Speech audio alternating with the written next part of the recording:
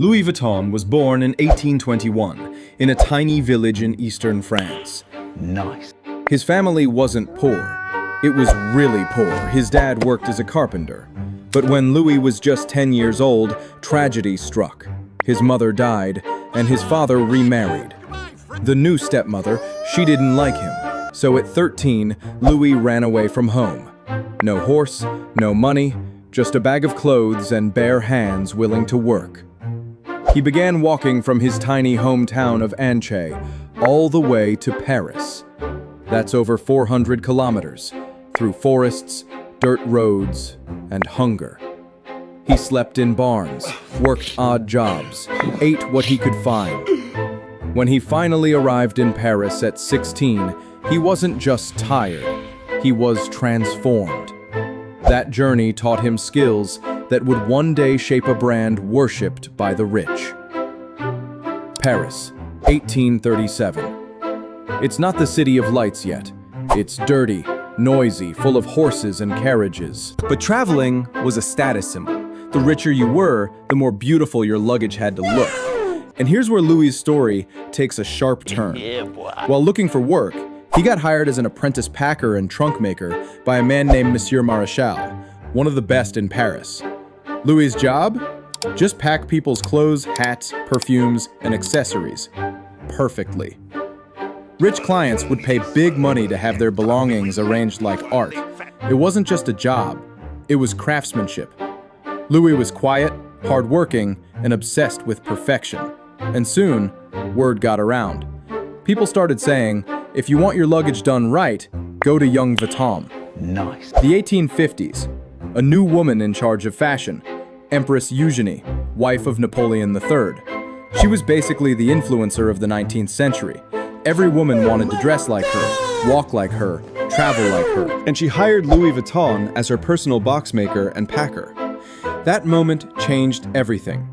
Because when you're working for the Empress of France, your name becomes gold. Suddenly, Louis was no longer the poor boy from the countryside. He was the man trusted by royalty. And every aristocrat wanted his luggage. At that time, trunks were rounded on top, so the rain could slide off. But that also meant you couldn't stack them. They were heavy, clunky, and inefficient for travel. So in 1854, Louis opened his own workshop in Paris with a revolutionary idea. What if trunks were flat on top? Flat trunks could be stacked. They could fit more easily into carriages, ships, and trains. And with Louis' signature waterproof canvas, they stayed durable and stylish. Nice. He called his new shop Louis Vuitton, securely packs the most fragile objects. Then everyone wanted one. In 1870, war broke out, the Franco-Prussian War. Louis' shop was destroyed. After the war, he moved to a new area, on the Air, near Paris, and built an even bigger workshop.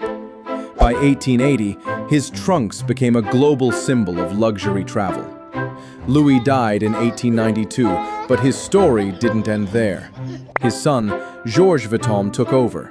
He was the one who created the LV monogram, the one you see on every Louis Vuitton bag today. It was to fight counterfeiters. People were already trying to fake LV products back in the 1800s. Georges also expanded the company worldwide. He brought Louis Vuitton to London, New York, and beyond. By the early 1900s, LV was the luxury travel brand.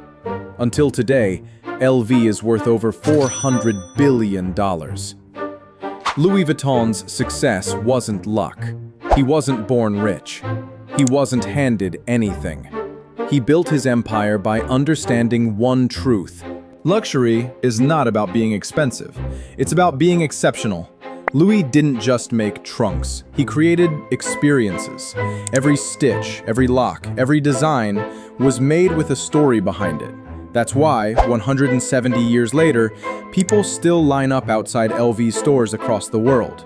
Because what he built wasn't just a product, it was a symbol of resilience. Because before it was a brand, Louis Vuitton was just a boy who refused to give up. Here's what it teaches us. You don't need privilege to make impact.